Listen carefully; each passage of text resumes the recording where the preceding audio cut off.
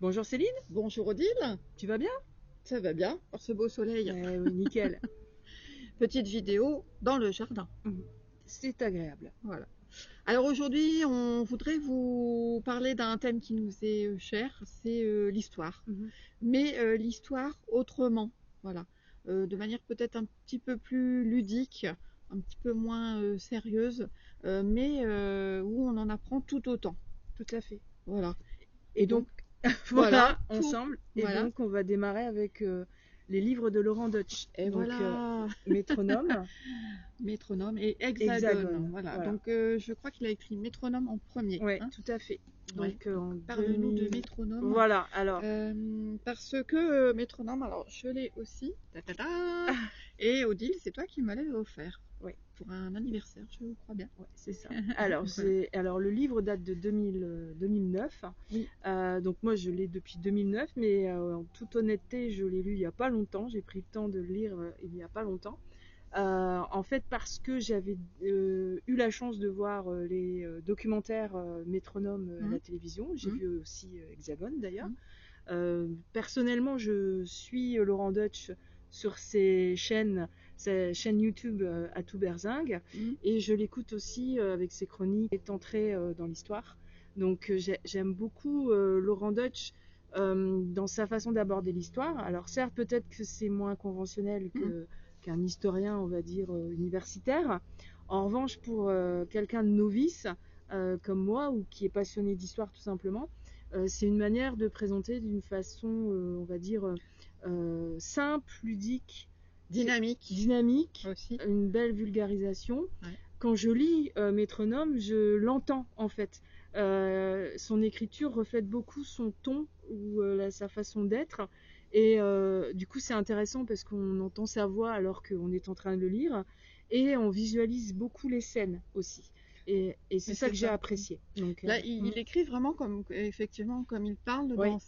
dans la toute berzingue. C'est ça qui est drôle en fait. C'est une écriture agréable, voilà, simple mais ludique. Moi j'aime, enfin voilà, j'aime bien. Alors Métronome, ça passe, ça reflète l'histoire de France, mais au niveau parisien. Alors certes, je connais Paris, mais de loin, on va dire. Ouais, ce qui est Voilà. rigolo en fait, c'est qu'il part comme fil rouge, c'est le métro Voilà. parisien. Voilà, et à chaque station, ça va être l'occasion de parler d'histoire.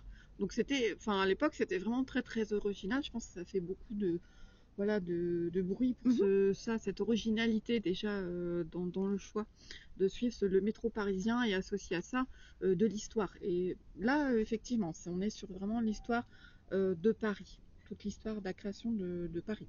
Alors en ce qui me concerne, j'ai appris beaucoup de choses sur l'histoire parisienne, n'étant pas de Paris originaire, donc ça m'a permis de vraiment découvrir cette ville et peut-être même avoir envie d'y aller un peu plus, de mieux appréhender peut-être le métro, puisque ça va me permettre de façon différente.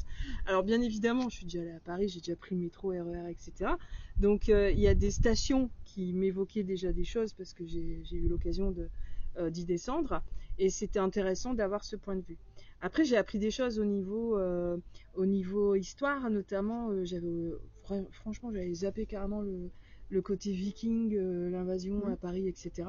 Donc ça, j'ai apprécié ce moment-là parce que ça m'a permis de me rendre compte que l'histoire était riche et qu'il y avait encore plein de choses que je ne savais pas.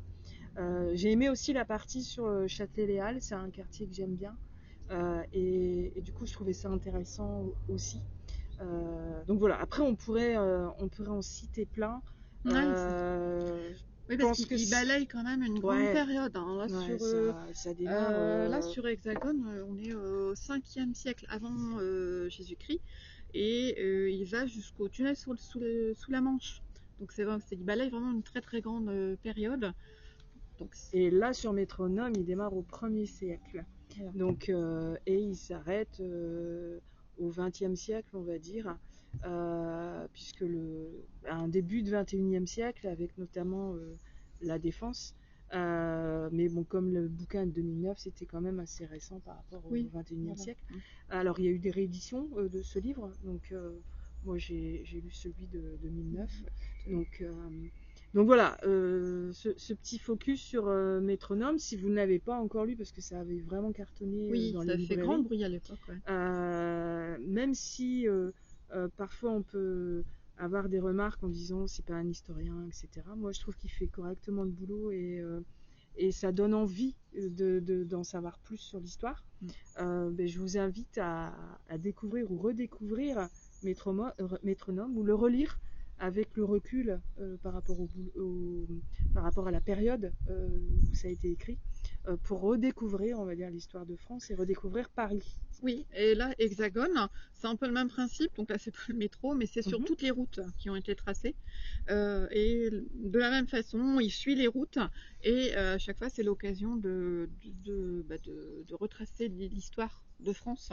Moi, ça m'a peut-être un peu plus parlé parce que je connais pas très bien Paris que là. Mhm. Là, il y a vraiment plein de choses qui m'ont parlé. Donc, c'était super intéressant.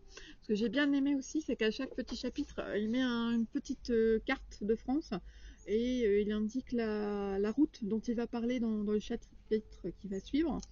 Donc ça, c'est pas mal.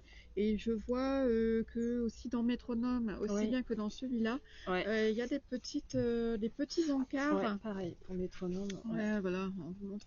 C'est des petits encarts comme ça qui sont en italique. Mhm.